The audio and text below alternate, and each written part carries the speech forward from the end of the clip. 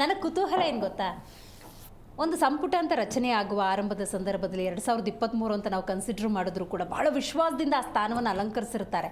ಒಂದು ಪಕ್ಷ ಅವರನ್ನು ಬಿಟ್ಟು ಇತರರಿಗೆ, ಇನ್ನೂ ಹೊಸಬರಿಗೆ ಅಥವಾ ಆಸೆ ಆಕಾಂಕ್ಷೆಗಳನ್ನು ಇಟ್ಕೊಂಡವ್ರಿಗೆ ಅವಕಾಶ ಕೊಡೋದಾದರೂ ಕೂಡ ಯಾವ ಮಾನದಂಡದಲ್ಲಿ ಅಂತ ಕಾಂಗ್ರೆಸ್ ವಿಶೇಷವಾಗಿ ಮಾರ್ಕ್ಸ್ ಕಾರ್ಡ್ ನೋಡುತ್ತೆ.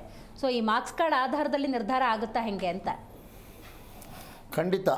ಈಗಾಗಲೇ ನಮ್ಮ ಪಕ್ಷದ ವರಿಷ್ಠರಾದಂಥ ವೇಣುಗೋಪಾಲ್ ಅವರು ಮತ್ತು ನಮ್ಮ ಪಕ್ಷದ ಹಿರಿಯ ನಾಯಕರಾದಂಥ ಕರ್ನಾಟಕದಿಂದ ಭಾರತ ದೇಶದ ಕಾಂಗ್ರೆಸ್ ಪಕ್ಷದ ಅಧ್ಯಕ್ಷರಾಗಿರುವಂಥ ಮಲ್ಲಿಕಾರ್ಜುನ್ ಖರ್ಗೆ ಸಾಹೇಬರು ಮತ್ತು ನಮ್ಮ ಪಕ್ಷದ ಚೇತನ ಯುವ ಚೇತನ ರಾಹುಲ್ ಗಾಂಧಿಯವರು ಮತ್ತು ಸೋನಿಯಾ ಗಾಂಧಿ ಮೇಡಮ್ ಅವರು ಈಗಾಗಲೇ ಕರ್ನಾಟಕದಲ್ಲಿ ಸರ್ಕಾರ ಅಧಿಕಾರಕ್ಕೆ ಅತಿ ಹೆಚ್ಚು ಶಾಸಕರನ್ನು ಆಯ್ಕೆಯಾದಂಥ ಸಂದರ್ಭದಲ್ಲಿ ಮೊದಲನೇ ಅವಧಿಗೆ ಯಾರನ್ನು ಸಚಿವರನ್ನಾಗಿ ಮಾಡಬೇಕು ಮತ್ತು ಅವರ ಕಾರ್ಯವೈಖರಿಗಳು ಏನಿದೆ ಅನ್ನೋದನ್ನು ಈಗಾಗಲೇ 2 ಬಾರಿ ತಮ್ಮ ಸಚಿವ ಸ್ಥಾನವನ್ನು ಯಾವ ರೀತಿ ಸಂಪೂರ್ಣವಾಗಿ ಯಶಸ್ವಿಯಾಗಿ ನಿರ್ವಹಿಸ್ತಾ ಇದ್ದಾರೆ ಮತ್ತು ಯಾರಿಗೆ ಸ್ವಲ್ಪ ಆ ಕೆಲಸದಲ್ಲಿ ತೊಡಕಾಗ್ತಿದೆ ಅಂಥವ್ರಿಗೆ ಬೇರೆ ಏನು ಅವಕಾಶ ಮಾಡಿಕೊಡ್ಬೇಕು ಮತ್ತು ಈಗಾಗಲೇ ನಮಗೆ ಅವಕಾಶ ಬೇಕು ಅಂತ ಏನು ಪಕ್ಷದಲ್ಲಿ ಸರತಿ ಸಾಲಿನಲ್ಲಿ ನಿಂತಿದ್ದಾರೆ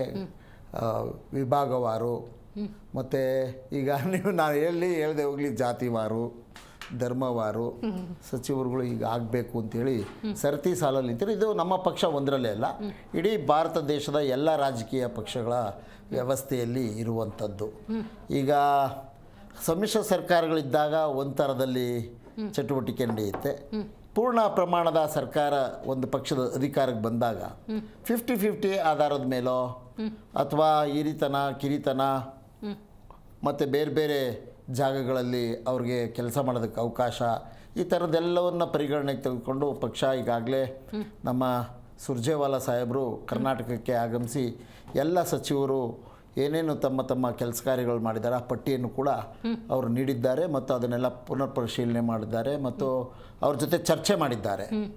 ಈ ವಿಷಯವನ್ನು ರಾಜ್ಯದಿಂದ ಏನೇನು ಕ್ರೋಢೀಕರಣ ಮಾಡಬೇಕು ಆ ಎಲ್ಲ ವಿಷಯಗಳನ್ನು ಈಗಾಗಲೇ ಕ್ರೋಢೀಕರಣ ಮಾಡಿ ಕೇಂದ್ರದ ನಮ್ಮ ವರಿಷ್ಠ ಮಂಡಳಿಗೆ ಅದನ್ನು ಮುಟ್ಟಿಸಿದ್ದಾರೆ ಅಂತ ನನ್ನ ಮಾಹಿತಿ. ಅದರಂತೆ ಮಾನ್ಯ ಮುಖ್ಯಮಂತ್ರಿಗಳು ಕೂಡ ಉಪಮುಖ್ಯಮಂತ್ರಿಗಳು ಕೂಡ ಕೆಲವು ಇಡೀ ಕರ್ನಾಟಕಕ್ಕೆ ಒಳಗಾಗುವಂತೆ ಯಾರ್ಯಾರು ಏನೇನು ಚಟುವಟಿಕೆಗಳು ಪಕ್ಷಕ್ಕೂ ಒಳ್ಳೆಯ ಹೆಸರು ತರುವಂತೆ ಜನಸಾಮಾನ್ಯರಿಗೆ ನಿಜವಾಗ್ಲೂ ಅವರ ಸಂಕಷ್ಟಗಳಿಗೆ ಸ್ಪಂದಿಸುವರಿಂತೆ ಕೆಲಸ ಮಾಡಿರೋರು ಯಾರು ಇದ್ದಾರೆ ಅವ್ರನ್ನ ಉಳಿಸ್ಕೊಂಡು ಇನ್ಯಾರನ್ನಾರು ಅಲ್ಪ ಸ್ವಲ್ಪ ಬದಲಾವಣೆ ಮಾಡಬೇಕು ಅಂತ ಹೈಕಮಾಂಡ್ ಸೂಚನೆ ಕೊಟ್ಟರೆ ಮಾತ್ರ. ಇದು ಊಹಾಪೋಹದ ಮೇಲೆ ನಡೀತಿರೋಂಥ ಚರ್ಚೆ. ಹೈಕಮಾಂಡು ನಮ್ಮ ಪಕ್ಷದ ಏನು ಹೇಳಿಲ್ಲ, ಅವರು ಸೂಚನೆ ಕೊಟ್ಟ ಮೇಲೆ ಇವೆಲ್ಲ ಚರ್ಚೆಗಳು. ಇದು ನಾನು ಪ್ರಿಮೇಚೂರಿ ಇವೆಲ್ಲ ಮಾತನಾಡೋದಕ್ಕೆ ನನಗೂ ಹಕ್ಕಿಲ್ಲ ಮಾತನಾಡೋದಕ್ಕೆ.